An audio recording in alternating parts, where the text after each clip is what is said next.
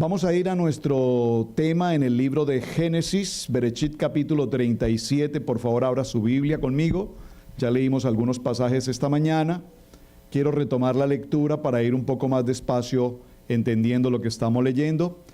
Amado Padre, te damos gracias por este precioso tiempo que nos concedes para reunirnos, congregar y en el nombre de tu Hijo amado, escuchar y entender el mensaje de la palabra que tienes preparado para cada uno de nosotros, Dios.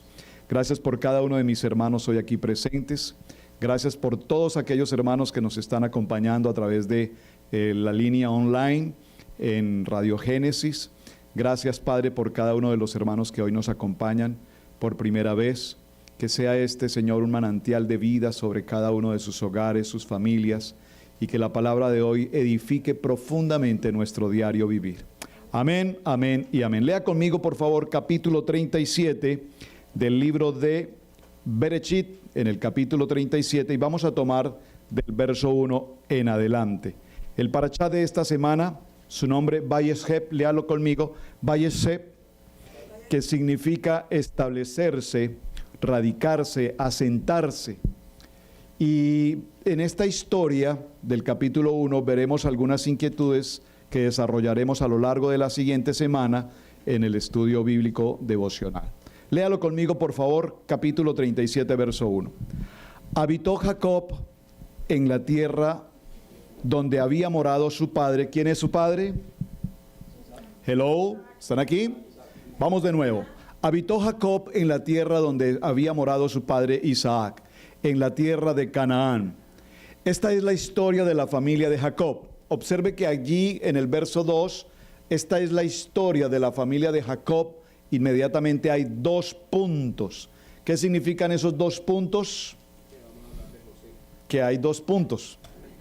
Dos puntos nos indica que algo muy importante se va a anunciar a partir de este momento. Esos dos puntos en nuestra lectura en español es muy importante tenerlos presentes porque nos indican que se abre una información específica sobre algo que vamos a hablar. Pero observen que antes de los dos puntos, anterior a los dos puntos, dice: esta es la historia de la familia de Jacob. Veamos un poquito en el recuento la historia de la familia de Jacob. Jacob ha llegado a la tierra donde está su tío. ¿Quién es su tío? ¿Quién es Labán? El tío. ¿Quién es Labán? ¿Hermano de quién? Labán, ¿el hermano de quién? De Rebeca. ¿Quién es Rebeca? La esposa de Isaac. ¿Quién es Isaac? El hijo de Abraham. ¿Vamos bien? El hijo de la promesa.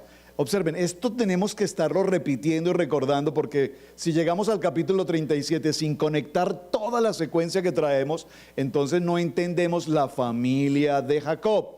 No podemos pasar por alto, hermanos, que en esta semana, en el estudio que tuvimos, llegamos a un capítulo muy impresionante, muy fuerte, que fue precisamente la historia de Dina. ¿Quién es Dina? ¿La hija de quién? ¿Con quién? Con Lía. Observen que es la única mujer que se menciona como hija de Jacob. Es la única que se menciona hasta este punto, porque más adelante veremos cuando Jacob se encuentra con su hijo José en Egipto, dice que lo acompañarán 75 personas, entre ellas sus hijos y sus hijas. Recuerden que en la Biblia casi generalmente se menciona a los varones y no tanto a las mujeres. Excepcionalmente, cuando hay nombres de mujeres es porque cumplían una labor extraordinariamente importante. Dina aparece en la historia en Siquem. En la historia en Siquem, recordemos que Dina fue violada. Fue violada por Siquem, hijo de quién? De Hamor, el gobernante de la región. Sin embargo, dice el texto que Siquem, después de esa violación, se enamora de Dina. Vienen a hacer un pacto con Jacob para efectos de contraer un matrimonio. Ustedes tomarán a nuestras mujeres, nosotros tomaremos sus mujeres, sus riquezas y nuestras riquezas, formaremos un solo pueblo. Toda esa historia, si usted viene siguiendo el estudio bíblico, recordará todo lo que mencionamos. Pero atención, ¿por qué estoy mencionando esto? porque de aquí en adelante, desde este texto en adelante, Dina no aparece más, nunca jamás en la Biblia. Nunca más se vuelve a mencionar su nombre. Incluso se habla siempre de los 12 hijos de Jacob, pero nunca se menciona a Dina, a excepción de la historia en la cual ella vivió esta experiencia. Pero en esta experiencia se encuentra algo extraordinariamente importante. 2 hombres, uno llamado Simeón y otro llamado Leví, ¿qué hicieron? Entraron con violencia a esta ciudad y asesinaron, mataron a todos los hombres. La Biblia no dice cuántos eran todos, todos significa muchos. Pudieron ser 10, pudieron ser 20 hombres. Ellos propusieron con palabras, dice la Biblia, con palabras engañosas, propusieron amor, que si ellos se circuncidaban, si hacían el Brit Milad, la circuncisión, entonces podrían realizar el pacto de matrimonio. Obsérvese que ahí se tomó una porción de la Torá y se dice, si ellos se circuncidaren, como nosotros podríamos entonces unir nuestros pueblos. Ellos aceptaron la circuncisión no como un acto de fe. ¿Usted me está entendiendo esto? No aceptaron la circuncisión como un acto de fe, como Abraham, un pacto con Dios, se circuncidó, sino que ellos aceptaron la circuncisión como un acto de conveniencia. ¿Me captaron esto? Entonces Simeón y Leví ingresan a la ciudad y matan a todos los varones, raptan a las mujeres y a los niños y roban todo lo que había allí en sus pertenencias. Pastor, ¿usted está hablando de la Biblia? ¿Esta es una historia en la Biblia? Los hijos de Jacob, dice la palabra, la familia de Jacob, los patriarcas de Israel mataron y a filo de espada y se robaron. ¿Usted está hablando de los hijos de Jacob? Dígalo conmigo, sí, esos son los mismos hijos de Jacob. Es decir, que la familia de Jacob no es que fuera la santa paloma que nosotros conocemos en la joyita, ¿verdad? Pero esas joyitas, gracias por esa expresión tan colombiana, ¿qué joyita? Esas joyitas, muy colombianas, esas joyitas, esas perlitas, nunca fueron excluidos de las 12 tribus que conformarían a Israel. O sea, a lo que quiero resaltar en esto es que pese a todo lo que sucedió, pese a todo lo que la Biblia narra y lo que viene a partir de ahora con Judá, que se acuesta con una prostituta y todo lo que viene a suceder en adelante, sin embargo, con todo y eso, ellos siempre mantuvieron o conservaron, dígalo conmigo, su casta. ¿Están aquí? Dígalo conmigo, mantuvieron su santidad. ¿Pero qué santidad? Pero con todo y esto, Jacob, al momento de bendecir a sus hijos, menciona a cada uno de ellos y les dice específicamente a cada uno de ellos quiénes fueron, qué fue lo que hicieron y qué fue lo que dejaron de hacer, por lo cual perdieron algunos de ellos su primogenitura. Rubén, estoy en el verso 2 hablando de la familia de Jacob, para que entendamos quién es la familia de Jacob. Jacob tiene un hijo primogénito, ¿quién es? Rubén, muy bien. Rubén, su hijo primogénito, ¿con quién? Con Lea. ¿Qué hizo su hijo primogénito Rubén para perder su primogenitura? Nada, no hizo nada. Simplemente tomó a una de las esposas de su papá y se acostó con ella. ¿Está hablando usted en serio, pastor? Sí, señor, fíjese, ¿cómo le parece? ¿Y cómo sabemos eso? Porque Jacob al momento de bendecirlo le dice: Rubén, hijo de mi fuerza, hijo de mi vigor, por cuanto subiste a la cama con mi esposa. O sea, Jacob sabía y era consciente de lo que estaba pasando. Esto es una belleza de familia. Aquí entonces en el capítulo 37, en el verso 2, observen que después de los 2 puntos dice: esta es la historia de la familia de Jacob. ¿Y a quién menciona? A José. José, siendo de edad de 17 años, apacenta las ovejas con sus hermanos, y el joven estaba con los hijos de ¿quién? Por favor, usted tiene que subrayar en su Biblia esto que estamos leyendo porque esto es extremadamente importante. Observe, dice, apacentaba las ovejas con sus hermanos y el joven estaba con los hijos de Bilha y con los hijos de Silpa. ¿Quiénes son estas dos mujeres? Estas dos mujeres, recordemos, son esposas de su padre, siervas de Raquel y Lea, hijas de ¿quién? ¡Qué bien! ¡Qué interesante! Eran hijas medio hermanas, o sea, son medio hermanas de Raquel y Lea, pero eran hijas de Labán. Labán había tenido estas hijas con otras concubinas. Observen que aquí esto de otras concubinas era muy típico en aquel tiempo, ¿recuerdan? Abraham tuvo una concubina que fue egipcia, Agar. Y con Agar la egipcia hubo un hijo que fue ¿quién? Ismael. Luego viene ¿quién? Y viene Isaac. Isaac se casa con Rebeca, tiene dos hijos, Jacob y Esaú. Esaú se casa con ¿quién? Con varias mujeres cananitas, porque la prohibición que la palabra tenía para ellos es que no podían casarse con mujeres cananitas. ¿Por qué? Porque eran mujeres lujuriosas, eran mujeres, hay otra expresión que se me escapa, si alguien me ayuda, eran mujeres paganas, digámoslo así para no entrar en otros términos. ¿Por qué es tan importante todo esto? ¿Qué hacía José con los hijos de Bilha y con los hijos de Silpa y no con los hijos de Raquel y con los hijos de Lea? ¿Cuál era el problema que existía en esta historia? ¿Por qué razón nos narra puntualmente la palabra que José estaba acompañado de los hijos de Bilha y de los hijos de Silpa? No dice que estaba con sus otros hermanos, hijos de Raquel e hijos de Lea. ¿Por qué? Pues los únicos hijos de Raquel, ¿quiénes son? Pues José y Benjamín. Pero no dice que estaba con él tampoco, ni mucho menos que estaba con los hijos de Lea. Ahora, dice la palabra, y amaba Israel a José más que a todos sus hijos, porque lo había tenido en su vejez y le hizo una túnica de diversos colores. Ya veremos qué significa. Y viendo sus hermanos que su padre lo amaba más que a todos sus hermanos, por favor subraye, le aborrecían y no podían hablarle pacíficamente. Observen, ¿por qué Jacob amaba tan profundamente a José?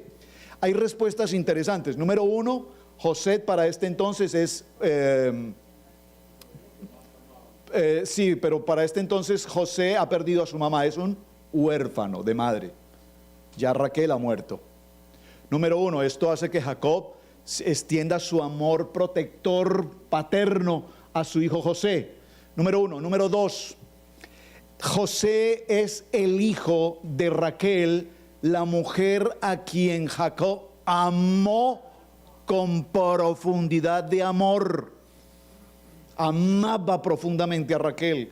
Por lo tanto, este hijo para él significaba algo extraordinariamente importante. Número dos. Pero número tres, y lo más importante de la historia, por favor, es que José era precisamente quien estudiaba y pasaba tiempo con Jacob estudiando la Torá. Todos los demás conocían de la Torá, y eso lo veremos en la siguiente semana cuando todos llegan a Egipto y nos daremos cuenta que ellos conocían de la palabra, conocían muy bien. Es decir, porque tenemos que reconocer que estos 12 hombres, por encima de todas estas historias de la Biblia, estos 12 hombres, dígalo conmigo, tenían santidad. No los escucho muy seguros. Pero ¿por dónde, pastor? ¿Dónde está la santidad? Porque cada uno de ellos, dígalo conmigo, porque cada uno de ellos, ahora sí encontrarán la respuesta aquí con sabiduría, me representa a mí.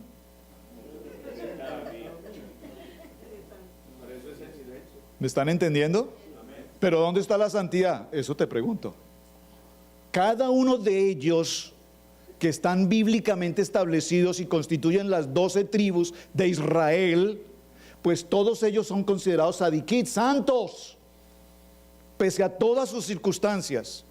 Y entonces nosotros nos preguntaremos, ¿y mi santidad dónde está? Y nosotros estamos igual o peor que ellos. Amén. ¿Está conmigo? Es que es tan fácil ver la paja en el ojo de la otra persona, dice la palabra. ¿Por qué no miras la espiga que está en tu ojo? Y esto, ¿por qué lo menciono? Porque cuando leemos estas historias uno se pregunta, oiga, alguien me escribió esta semana en el estudio bíblico y me dijo, y pastor, yo nunca jamás, yo llevo 20 años en la vida de la iglesia, yo nunca había escuchado tanto horror sexual en la familia de Israel, yo nunca había visto esto. No, y espere lo que viene, que no hemos ni empezado. ¿Están conmigo? Ahora, verso 5 dice, y soñó José un sueño y lo contó a sus hermanos y ellos llegaron a aborrecerle todavía más. Por favor, diga conmigo, cada vez, ustedes se han dado cuenta, hermanos, aquí, el ejemplo, tengo que aplicarlo a nuestra casa, porque para no hablar de otros lugares. Pero cuando ustedes tienen un sueño, cuando ustedes se han acercado con nosotros y me dicen, pastor, es que tengo este sueño, estoy trabajando en este proyecto, en esta empresa, quiero montar este negocio, tengo esta visión, Dios me mostró que esto es lo que yo voy a hacer. ¿Qué es lo primero que nosotros les decimos? No se lo cuente a nadie. Ay, pero es que ya se lo dije a todo el mundo. ¿Y ahora qué hacemos? Cometiste el primer gran error, contar tus sueños. Cuando ustedes vienen con nosotros y nos comparten un sueño, tengan la certeza, mi corazón, hermanos, que nosotros de nuestros labios no saldrá el sueño que Dios te ha mostrado. Es mi responsabilidad y nuestro compromiso con ustedes orar por ese sueño.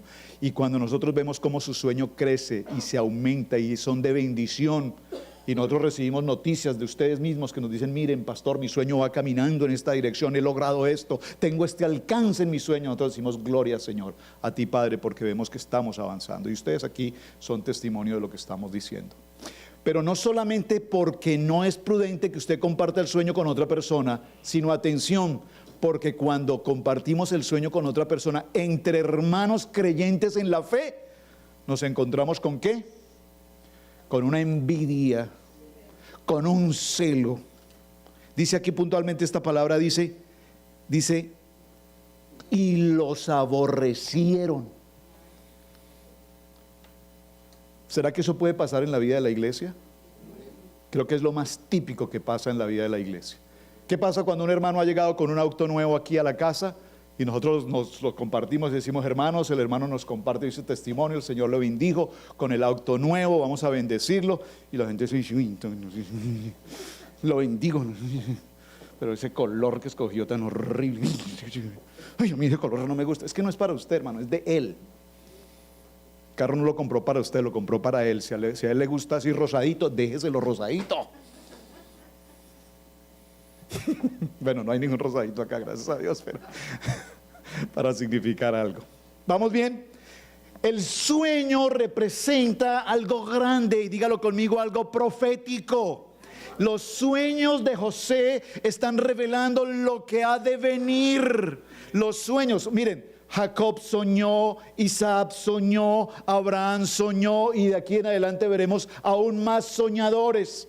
Y tanto esto se ha convertido en una costumbre en nosotros, que hoy todavía con frecuencia, lo vimos la 2 semanas anteriores, pastores que me soñé, recuerdan, típico, pastores que soñé y soñé que entraron unos elefantes a mi casa y me rompían todo y de pronto me pisó la cabeza un elefante y yo no me podía mover. Pastor, ¿qué significa eso? Te comiste frijoles anoche, hermano, y lo que tenías era una pesadilla. Los sueños proféticos vienen de Dios, y los sueños proféticos muestran lo que ha de venir en el propósito de Dios. Es decir, cuando tú tienes un sueño de Dios, amado hermano, debes de saber que tienes que saber que el sueño que Dios te da es porque te está mostrando el propósito hacia donde Dios te está llevando. Amén. Vemos entonces que cuando José comparte los sueños con sus hermanos, entra en ellos celo, envidia, lo aborrecen, dígalo conmigo, le hacen bullying. No sé qué será eso, pero le hacen bullying. Y entonces empieza a contarle los sueños. Vamos con las gráficas. Todos, dígalo conmigo, todos somos Joseph, en hebreo, José.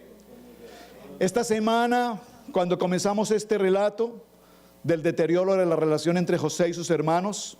Los sueños de José jugaron un papel muy importante en el aumento del resentimiento con los hermanos hacia él. En Génesis capítulo 39, verso 6, dice la palabra que era José bello de imagen. Dígalo conmigo, bello de imagen. Íntegro en el cumplimiento de los mandamientos y de los preceptos de la Torá. Cumplidor de sus deberes. ¿Cuáles son sus deberes? Diga conmigo los misbat. ¿Qué son los misbat? Las ordenanzas, los preceptos de Dios. Bello de semblante, íntegro en la observancia de todas las prohibiciones. Y José llevaba malos reportes. Génesis capítulo 37, verso 2. José llevaba malos reportes sobre ellos a su padre. ¿Por qué José llevaba malos reportes sobre lo que sus hermanos hacían a su padre? Dígalo conmigo, porque sus hermanos hacían muchas cosas en su propia fuerza, en su propio entendimiento, sin consultar a Dios. Eran desobedientes en muchos aspectos de su vida, querían dirigir su vida a su manera. Dígalo conmigo, cualquier parecido con mi vida es simple casualidad. ¿Están conmigo? ¿Cómo Dios disciplina entonces toda esta circunstancia en la vida de José? Estos 3 reportes fueron los que específicamente José entregó a su padre. Número 1, dice que mataron un cabrito. Por favor, libro de Génesis capítulo 37, verso 31 dice que mataron un cabrito. ¿Qué sucedió aquí cuando lo vendieron y no lo comieron? A ver, atención, permítame porque tengo que parafrasear 2 cosas acá. ¿Qué hicieron los hermanos de José para engañar a su padre? Mataron un cabrito, tomaron su sangre, rompieron la túnica que su padre había dado, untaron tal vez, si me permiten la expresión, humedecieron completamente la túnica con sangre y se la llevan a su padre. ¿Qué hicieron los hermanos de José? Número 1, engañaron a su padre. ¿Qué hizo Jacob en su primera etapa frente a Isaac cuando su madre le dijo que Isaac bendecería a Esaú? ¿Qué hizo Jacob? Mintió a su padre, le mintió, le dijo, ¿eres tú, Esaú? Sí, soy yo, le mintió. ¿Qué están haciendo ahora sus hijos?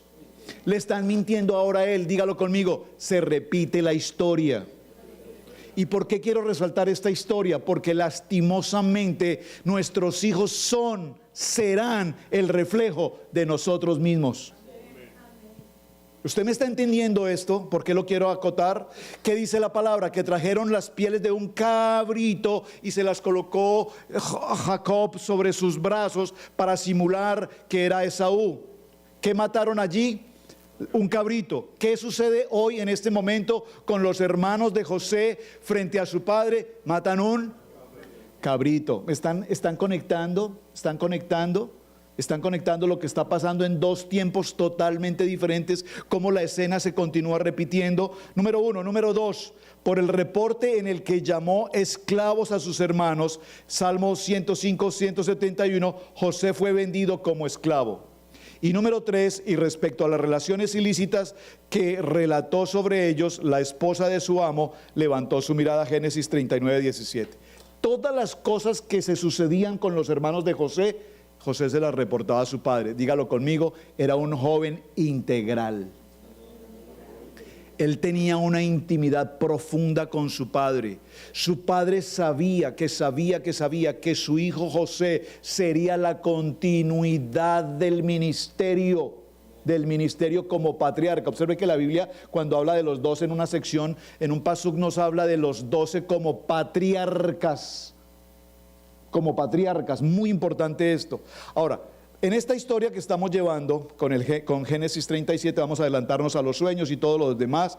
En el verso 11 dice, y sus hermanos le tenían envidia. ¿Ha sentido usted alguna vez envidia entre sus hermanos? Estoy hablando no de los hermanos en la carne, estoy hablando de los hermanos en la fe. Envidia, ¿usted ha sentido eso alguna vez, hermano Miguel? Que escucho que dice sí. ¿En la congregación? No puede ser, hermano. ¿A qué congregación pertenece usted, hermano? ¿Será que nosotros como hermanos tenemos envidia de otro hermano? No, pastor, no puede ser. Pues sí, lastimosamente esa es la iglesia en la que estamos hoy congregándonos. Todo es una envidia. Si un hermano consigue un mejor trabajo, si un hermano tiene un mejor vehículo, si un hermano logra un mejor ascenso, si un hermano tiene una mejor casa, si un hermano tiene algo mejor, nosotros le decimos, Dios lo bendiga, hermano, pero se lo decimos de dientes para afuera, porque por dentro nuestro corazón está ardiendo de celo, de envidia. ¿Están conmigo? La Biblia nos está mostrando una historia de vida y nos muestra con claridad los horrores y los errores de todos estos patriarcas, para que nosotros identifiquemos en ello que cada uno de nosotros, como ellos, también cometemos errores. ¿Están conmigo? Más adelante el verso 11 dice, después fueron sus hermanos a apacentar las ovejas de su padre en Siquem. Por favor, subraye Siquem, no pierda de vista Siquem, porque Siquem lo vamos a ver hoy, lo vimos la semana anterior y lo veremos aún después de la muerte de Jacob y de la muerte de José, resucitará Siquem. Por eso subráyelo, no lo pierda de vista, porque algo muy importante está sucediendo aquí. Dijo Israel a José, tus hermanos apacientan las ovejas en Siquem, ven y te enviaré a ellos. Y él respondió, heme aquí. Israel le dijo, ve ahora y mira cómo están tus hermanos y cómo están las ovejas, y tráeme la respuesta. Y él lo envió del valle de Hebrón, y llegó a Siquem, y lo halló un hombre. Este hombre, en el verso 15, por favor téngalo presente. Lo veremos esta semana en estudio bíblico devocional, no me voy a detener acá. Y lo halló un hombre andando él errante por el campo, y le preguntó a aquel hombre diciendo, ¿qué buscas? José respondió, estoy en el verso 16, José respondió, busco a mis hermanos, te ruego que me muestres dónde están apacentando. Aquel hombre respondió, fíjate que no dice el hombre quién es, de dónde apareció, de qué región, cuál es su nombre, nada, simplemente un hombre. Ya veremos esta semana quién fue. Respondió, ya se han ido de aquí y yo les oí decir, vamos a Dotán. Entonces José fue tras sus hermanos y los halló en Dotán. Cuando ellos le vieron de lejos, por favor, verso 18, subraye, cuando ellos le vieron de lejos, antes que llegara cerca de ellos, conspiraron contra él para matarle. Y dijeron el uno al otro. ¿Qué dijeron el uno al otro? Léalo conmigo, por favor, allí está en su pantalla. Y dijeron el uno al otro, ahí viene nuestro amado hermano José. Ahí viene el soñador. Observen cómo los hermanos se refieren a José de una manera despectiva. Ahí viene el soñador, ahí viene el presumido, ahí viene el hijo de papi, diríamos en Colombia, ese sí ya es término colombiano. Ahí viene el hijo de papi, no de mami porque ya había muerto, pero el hijo de papi. El consentido, ¿cómo le dicen en México? El consentido, ¿cómo le dicen en Costa Rica? ¿También consentido? Ahí viene el soñador, el que cree que todo lo sabe, el perfecto. Ahí viene. Observen que ellos no se refieren a José como su hermano, sino solamente como el soñador. Dice entonces, ahora pues venid y matémosle y echémosle en una cisterna, y diremos, alguna mala bestia lo devoró, y veremos qué será de sus sueños. Observen, la pregunta aquí interesante es, ¿cuál era la intención de ellos al matarle? Lo que ellos querían saber es, veamos ahora qué va a pasar con sus sueños. No es que soñaba, que unos racimos se postraban, y que el sol, y que la luna, y que él era el centro de toda esta historia, no que soñaba. Matémosle, a ver qué va a pasar con tus sueños. Diga conmigo, ellos no querían matar a José. Ellos querían matar sus sueños. ¿Usted me está entendiendo? Esposo, esposa, dígaselo, esposo, esposa, esposa, esposo, dígaselo. Yo sé que tú no me quieres matar, pero lo que tú quieres matar es mis sueños.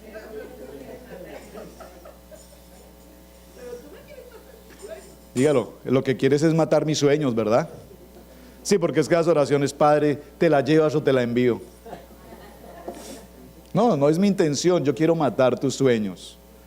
¿Cuántos nosotros en matrimonios como pareja tenemos sueños? ¿Y qué más difícil? Mire, no hay nada más difícil que cuando una mujer sueña, su esposo le mate los sueños. No hay nada más difícil que cuando un hombre sueña, su esposa le mate los sueños. Saben, nosotros estamos 27 años de aniversario. Yo no me he dado cuenta. La verdad se los confieso, el jueves salí a llevar a mi hijo a la escuela, y escuchando en la radio cristiana una canción, no sé qué pasó, no sé qué canción era, era creo que en inglés, no sé qué idioma era, pero la letra brotó de mis labios, la interpretación de la letra, y empecé a cantar algo, yo no sé, algo, empezó a salir de mi boca un sonido, y en ese sonido el Señor me hablaba de 27 años de matrimonio. Tal vez ustedes, algunos lleven más años. Saben, yo creo que no me había caído la peseta. Yo soy de acción retardada. Mi padre falleció hace poco tiempo y no fue tan difícil para mí. Yo entendí que la situación de su salud estaba muy difícil. En esos días se accidentó mi perrito y lloré por mi perrito cuando no lloré por mi padre. Hasta tiempo después. Hace unos años cumplimos nuestras bodas de plata y no me cayó la peseta. Y ahora que llegamos a los 27 dije, wow. Y ya regresé temprano, bueno, fui a David y regresé. Y le dije, mami, tú sabes, son 27 años. No me había dado cuenta. Y anoche hablé con mami y le dije, me dice mami, bueno, qué lindo, ya son 27 años. Te felicito, hijo, sabes, extraño al viejito, porque nosotros fuimos 55 años juntos. Y entonces yo le dije, wow, mami, o sea que yo estoy apenas en la mitad de la vida, porque si sumo otros 27 más, apenas llego a 54 y me falta uno para alcanzarlos. ¿Por qué menciono esto, hermanos? Porque un matrimonio con 5, 10, 20, 55 años juntos, dijo mi mami, en momentos buenos y en momentos difíciles, juntos, diga conmigo, juntos. Pero qué difícil que un varón le mate los sueños a su esposa. Cuán difícil que mujer, esposa, le mate los sueños a su varón. ¿Están captando a dónde quiero llegar? Si somos uno solo y soñamos, entonces esos sueños proféticos de Dios se cumplirán. ¿Cuándo se cumplirán los sueños proféticos de Dios? Cuando estemos en la unidad del Ruach HaKodesh, en el Espíritu. Entonces veremos la bendición de un hogar salir adelante. Veremos a nuestros hijos crecer en el propósito de Dios. ¿Por qué? Porque estamos en la unidad de un sueño profético de Dios. Cuando hace tantos años fuimos bendecidos en un altar para formar una familia. Y pastor, ¿usted por dónde va con toda esta historia? No entiendo para dónde vamos. Vamos aquí, un soñador a quien le querían matar los sueños. De pronto aparece en la historia, en el verso 21, un hombre llamado Rubén. ¿Quién es Rubén? El primogénito. Oyó esto, lo libró de sus manos y les dijo, no lo matemos. Y les dijo Rubén, no derramemos sangre echándolo en esta cisterna que está en el desierto y no pongamos, ¿perdón? Y les dijo Rubén, no derraméis sangre, echadlo en esta cisterna que está en el desierto, y no pongáis manos en él por librarlo así de sus manos para hacerlo volver a su padre. Aquí hay una historia muy interesante. Algunos de ustedes ya están leyendo un Midrash, ya me han hablado que están leyendo los Midrash, y los Midrash son muy interesantes, pero recuerden que los Midrash no son la Biblia. ¿Hello? Cuidado con eso, cuidado con eso. Está muy bien que usted lea un Midrash para complementar una historia, y los sabios que han escrito, los rabinos que han escrito sobre el Midrash y sobre las historias, está bien, pero lo que nosotros podemos tomar como base y fundamento de verdad es el texto bíblico y no el Midrash. Porque también hoy se predica sobre el Midrash y no se predica sobre la Biblia, y eso es un gravísimo error. Entonces los Midrash son una ayuda extraordinaria. Yo leo un Midrash, pero no puedo traerles a ustedes una historia del Midrash acá porque no es lo correcto. Tengo que traerles lo que la Biblia dice. En los Midrash dice algo interesante. Rubén se ocupó de salvarle la vida a su hermano, que no lo mataran, que la sangre de su hermano no fuera la que tocara sus manos, no tocaran la sangre de su hermano. Por lo tanto, él propone que lo lancen a un pozo. Y cuando lo lancen a un pozo, ¿qué dice el texto más adelante? Dice el texto: y sucedió después que cuando llegó José a sus hermanos, ellos le quitaron su túnica, la túnica de colores que tenía sobre sí, ya veremos esa parte, y le tomaron y le echaron en una cisterna, pero la cisterna estaba vacía, no había en ella agua. Por favor, subraye ese verso, no había agua en esta cisterna. ¿Qué significa no había agua? ¿Qué significa el agua en la Biblia? Significa la palabra.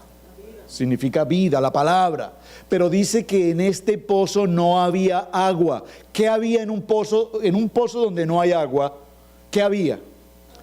Dicen los textos que habían serpientes venenosas, habían escorpiones, habían animales del monte allí. Entonces la pregunta que surge aquí interesante es esta: ¿Rubén le salvó la vida lanzándolo a un pozo lleno de serpientes venenosas y escorpiones? O sea, a ver. No te puedo ayudar en esto. O sea, voy a evitar que te maten. Pero para evitar que te maten te voy a lanzar a un pozo con serpientes venenosas. ¿Qué es mejor? ¿Que lo maten los hermanos o que lo maten las serpientes? ¿Me están entendiendo a dónde voy? Muchas veces nosotros tratamos de librar a alguien de algo y lo que hacemos es meterlo en un peor problema. ¿Me están entendiendo? Pero Rubén sabía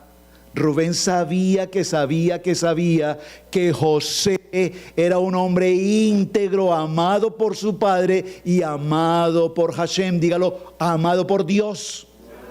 De tal manera que Rubén en su corazón tenía la intención de que Rubén tenía en su corazón la intención de que si José caía a ese pozo, él podría venir posteriormente y sacarlo de esa situación. Pero más aún, y esto es algo extraordinario, por favor aprenda esto hoy en su corazón. Rubén sabía que José, estando en el pozo, aún en medio de serpientes venenosas y escorpiones, sabía que cuando un hombre de Dios, por favor dígalo conmigo, un hombre de Dios le habla a la naturaleza le obedece. ¿Usted me está escuchando esto? ¿Qué significa?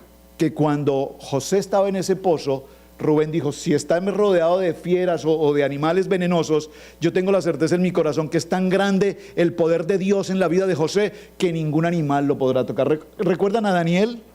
¿Qué pasó con Daniel? ¿Fue puesto dónde? En un foso con las fieras. ¿Y qué hicieron las fieras? ¿Qué hizo Daniel? Oró, dígalo conmigo, oró. Pero a ver. Permítame hacer un ejemplo. Dios, es que tengo tantas cosas en mi cabeza. Espero que usted me esté captando lo que le estoy queriendo decir. Escúchame. Una oración de ustedes, una oración nuestra. Padre, bendícenos en esta mañana, que nos vaya bien en el trabajo. Señor, que me aumenten 25 centavos. Te lo pido, Señor, en esta mañana. Gracias, Padre. Amén. Esa es una oración típica. Señor, bendice a mis hijos en la escuela. Amén. Esa es una oración típica. Padre, quítame este dolor de espaldas. Ay, Señor, quítame este dolor. Esa es una oración típica. Pero cuando usted está rodeado de serpientes venenosas, leones o escorpiones, usted no va a decir: ay, Señor, espántame esta culebrita, Señor. Usted me está entendiendo. Es decir, el poder de la oración depende de la necesidad que tú tengas y la manera como desarrolles tu oración. ¿Usted me está entendiendo? José está en una situación en la que dice: el pozo está seco, no hay agua, pero es que el agua es Él. Él es la palabra. Él estudiaba la palabra, él estaba conectado con la Torá, él mantenía una conexión con la Torá. ¿Qué quiero significar con eso? Por favor, preste atención, que si tú estás rodeado de gentes que no tienen agua, no estoy hablando del agua water del acueducto, estoy hablando del agua poder de la palabra. Si es gente que te rodea y no tiene la palabra, ten cuidado, porque ese pozo está lleno de víboras, de serpientes y de aguijones. ¿Usted me está entendiendo lo que le quiero decir? Cuando te rodeas de gente, mire, usted me va a decir: pero pastor, yo conozco gente que es tan buena gente. Gente que es tan buena gente. Sí, son buena gente, pero si son un pozo sin agua, serán un pozo lleno de escorpiones y de serpientes venenosas. Por lo tanto, debes tener cuidado con esa gente. Amén. Son muy lindos, son muy queridos, son tan buena gente. ¡Ay, tan buena gente los Rodríguez! ¡Ay, tan buena gente los Alfaros! ¡Ay, tan buena gente los Amaya! ¿Usted se acuerda de un programa en Colombia que decía: tan buena gente? No, El Progreso del Peregrino. ¿Se acuerdan del Progreso del Peregrino? Ya leyeron El Progreso del Peregrino, ¿no? ¿Vieron la película El Progreso del Peregrino? ¿Se acuerdan? ¡Ay, tan buena gente los Fuentes! Tan buena gente los Alfaros. Sí, todos son buena gente. Téngales cuidado. Porque si a esos que usted llama, que son buena gente, porque usted cree que le están haciendo un favor y son buena gente, no tienen agua, serán pozos de veneno y de peligro. ¿Están conmigo? En esta condición nosotros vemos cómo José es el agua, diga conmigo, en ese pozo sin agua entró el agua, la palabra, y preguntó a los hombres de aquel lugar diciendo: ¿dónde está la ramera? ¿A dónde me fui? Perdón, 38, voy adelante, soñador. Perdón, 25, gracias. Y se sentaron a comer pan y alzando los ojos miraron, y aquí una compañía de ismaelitas venían a Galat, y sus camellos traían aromas de bálsamo, mirra, e iban llevando a Egipto. Entonces Judá dijo a sus hermanos, ¿qué provecho hay en que matemos a quién? Por favor, subraye este texto bíblico porque esto es oro. Judá, ¿quién es Judá? ¿Quién es Judá? A ver, ¿quién es Judá? Él. ¿Quién es Judá? Hijo de Lea y Jacob.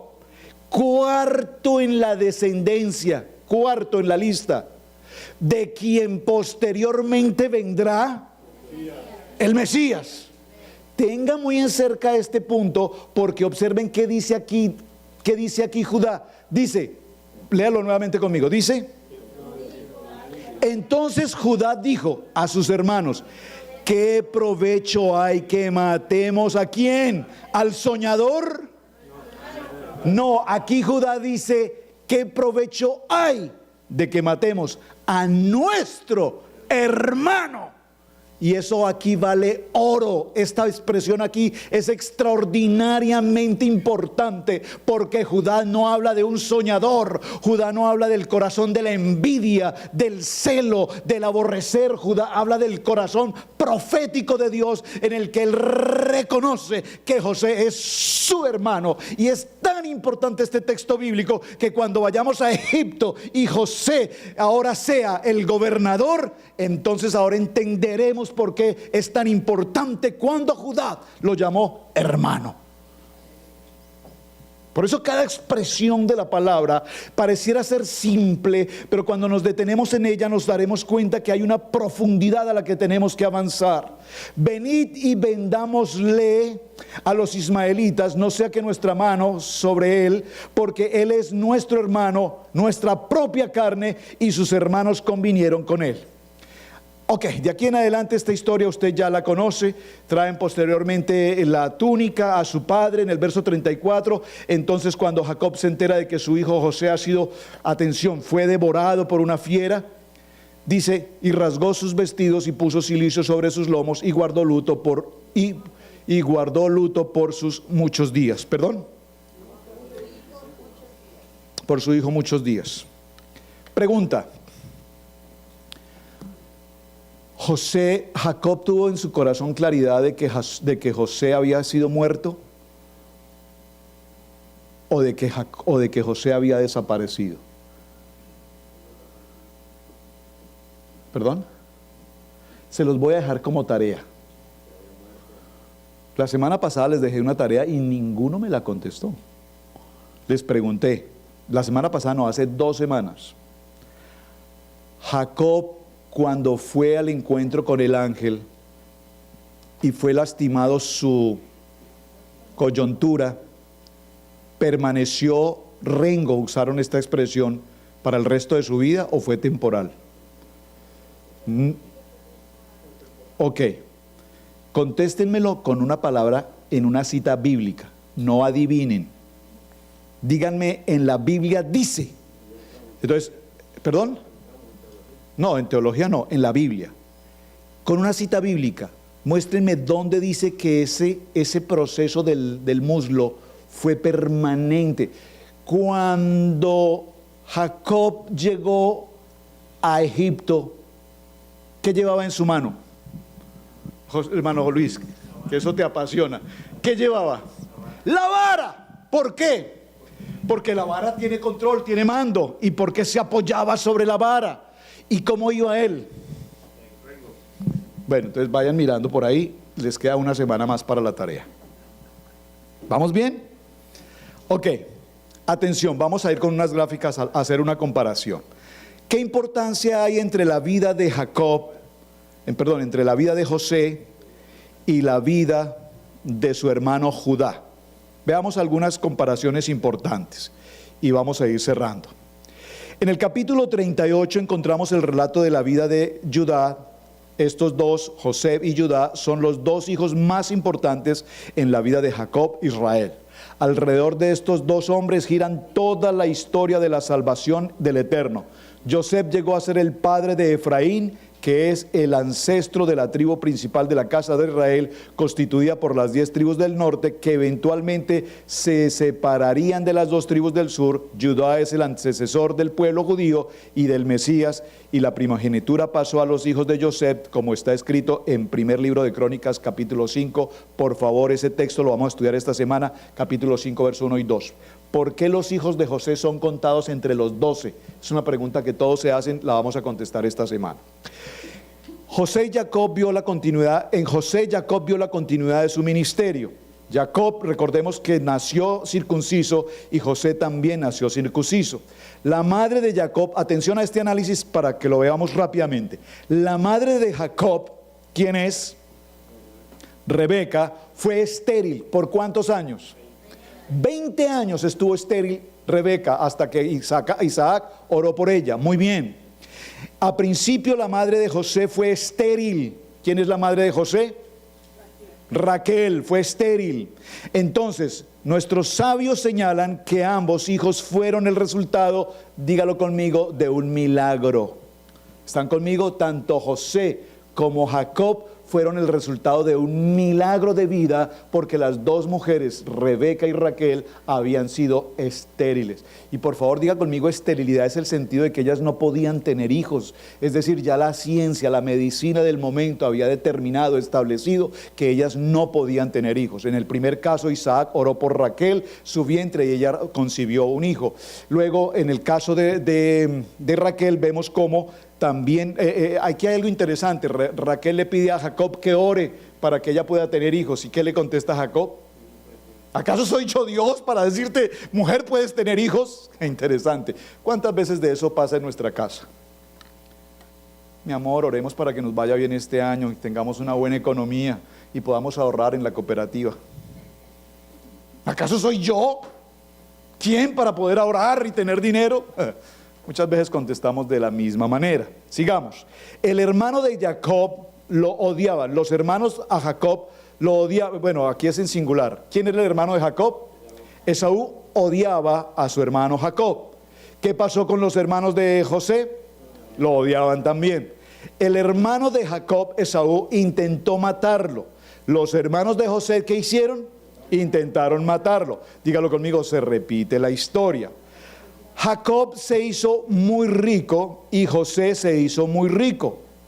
Esto prueba que Hashem protegía tanto a Jacob como a José de una manera sobrenatural, porque eran perseguidos y en situaciones de desventaja, pero normalmente quedaban pobres, pero ellos ante todo fueron ricamente bendecidos.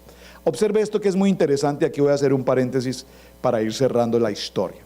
Recién después de salir de Israel, se casó Jacob y tuvo hijos en un país extranjero. A José le ocurrió lo mismo. Lo anterior prueba la proximidad de la bendición tanto para Jacob como para José. Si bien la bendición reside en Israel, ambos eran tan grandiosos que Hashem los acompañaba aún fuera de Israel y les dio sus hijos, quienes fueron los fundamentos del pueblo judío. Tanto Jacob como Israel fueron acompañados por ángeles. La afirmación anterior hace referencia al recibimiento que los dos grupos de ángeles hicieron a Jacob cuando volvió a Israel y al encuentro que José tuvo con 3 ángeles caminando en busca de sus hermanos. Qué interesante esta historia. Observen aquí esto. Jacob fue bendecido en un sueño. ¿Usted recuerda cuál fue el sueño de Jacob? Una escalera, ángeles que subían, ángeles que bajaban, etcétera, y allí fue bendecido. Y este sueño profético anunciaba la grandeza que estaba por venir. José se consagró a través de un sueño al interpretar el sueño del faraón. Esto demuestra que Hashem realizó milagros por ellos para que se elevasen y se engrandecieran. Ahora, atención, aquí voy a leer algo y se los dejo como tarea. Lo vemos esta semana en el estudio, pero se los dejo como tarea para que lo investiguen. Gracias, hermano Miguel, que está tomando nota de la tarea. Atención, observen esto. ¿Quién es el suegro de Jacob? ¿Quién es el suegro o quién fue el suegro de Jacob? Labán. Muy bien. El suegro de Jacob, Labán, fue bendecido grandemente.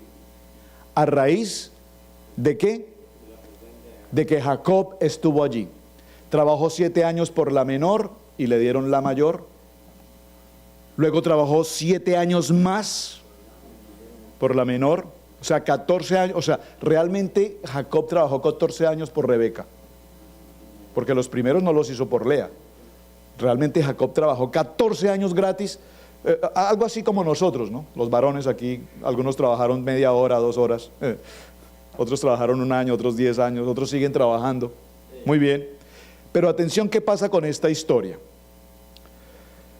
El suegro de José, hermano Miguel, ¿recuerdas quién fue el suegro de José? ¿Quién? El suegro de José. Mira lo interesante. Les voy a leer algo que vamos a estudiar esta semana. Muy bien, hermano. Se los voy a leer porque ustedes van a decir, ¿de qué estás hablando, pastor? El suegro de José, ¿alguien más me dice quién es el suegro de José?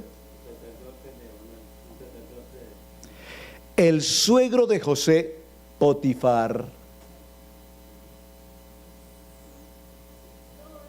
No opinen, lean. Es que son tan rápidos para opinar. Yo no les, por eso les dije, se los dejo de tarea. Vaya, lea y escudriñe, busque, no conteste.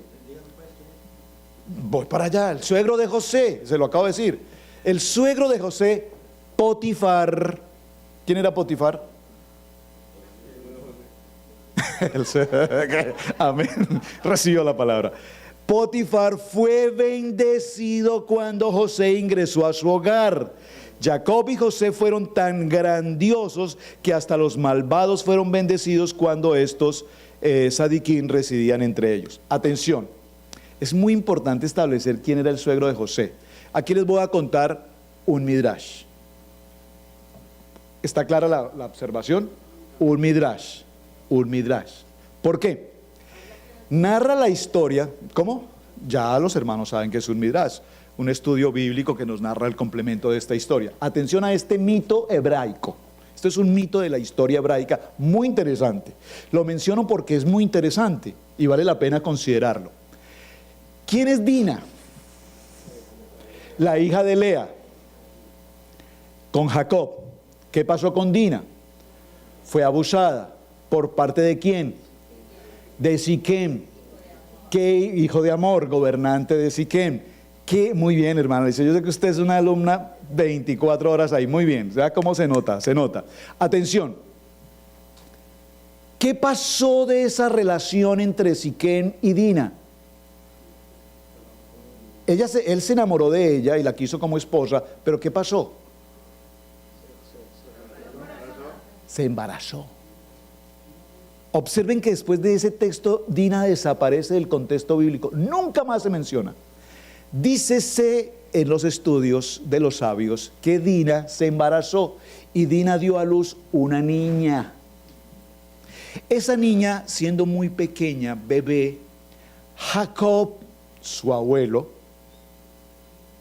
la reconoció como hija, o sea, como hija nieta, y dice que Jacob preparó un pendiente, un collar, y colocó en el collar sus siglas diciendo, hija de Jacob, y se lo colocó. Dicen los Midrash que un ángel vino en forma de águila y tomó a la niña y se la llevó. ¿Y dónde la colocó? En la casa de Potifar. Potifar la adopta como su hija y ella crece en Egipto como hija de Potifar. Cuando José aparece en la historia y Potifar sabe y reconoce que todo lo que José hace prospera y encuentra que el Dios de Jacob siempre, el Dios de José siempre está con él, realmente en el corazón de Potifar nació una presión, una unión, una cercanía con José extraordinaria. Dícese que cuando él crece, o sea, cuando pasan los años y se convierte en el gobernador de Egipto, entonces esa niña con la que se casa José es precisamente la hija de Potifar, la hija adoptiva de Potifar. Esto nos permitiría concluir, haciendo un estudio muy simple, nos permitiría concluir cuando José reconoce que ella era aquella hija de Jacob, cuando encuentra su pendiente con las siglas de su abuelo. De tal manera que él ahí tiene la certeza y la seguridad que él no se estaba casando con una mujer egipcia, porque atención hermanos, si eso fuese así, entonces Efraín y Manasés no serían hebreos, serían egipcios. ¿Ven cómo la relación? ¿Me están captando lo que los sabios hacen aquí? Están tratando de decirnos, los hijos de José no eran egipcios. Los hijos de José eran hebreos porque nacieron a través de una hija de Jacob, o sea, de una, en este caso una nieta, es decir, sería prácticamente una sobrina de José. ¿Me están captando? No, sobrina porque es hija de Dina. Dina era su hermana. ¿Me están captando? Entonces, esta historia la menciono, dime hermana Pili. A ver, léemelo por favor, 41. No, 41 ¿qué? Perdóname. 41 ¿qué? Gracias, 41:45.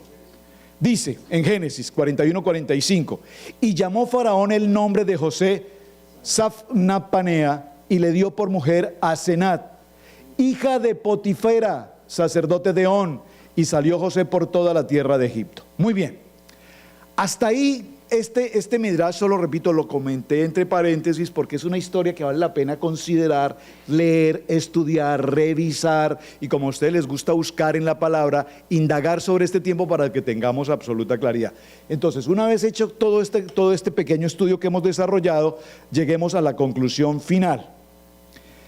¿Cuál es la conclusión de toda esta historia? Vamos a la última gráfica. Jacob diferenció a su hijo José porque estudió con él la Torá, le dio una vestimenta especial de mangas largas de seda en colores, significando que José, mangas largas significaba que no utilizaría o no realizaría trabajos forzados o trabajos afuera. Usted sabe que cuando usted se ha visto eso, cuando dos personas van a pelearse uno con otro, dos varones, ¿de por qué? O sea, con las mangas largas no pueden pelear. ¿Usted se ha visto eso? Yo nunca he entendido esa historia, pero yo siempre recuerdo en la escuela de muchachos por allá que tenían unos problemas con los compañeros de escuela, que van a pelear y se quitan el saco y a ver cuál es el problema, a pelear, y se arremangan las mangas. Porque las mangas largas significa que no puedes realizar cierto tipo de trabajos, entre ellos no puedes pelear.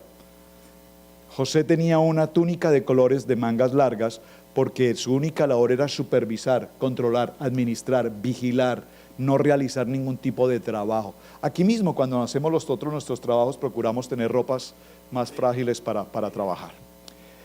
Ese resumen que usted ve en esta fotografía nos muestra a cada uno de nosotros. Diga conmigo, yo soy un José, soy un soñador. Iglesia, por favor, no paren de soñar. No paren de soñar, sueñen, pero miren, no sueñen con las cosas posibles. Usted está soñando con una casa, no pierda el tiempo con una casa. Usted está soñando con un carro, no pierda el tiempo con un carro. Sueñe con las cosas grandes que Dios tiene para su vida. Sueñe con el ministerio, sueñe con amar la palabra, sueñe con vivir la palabra. ¿Saben? Lo voy a decir con nombre y lo digo con respeto y con gozo.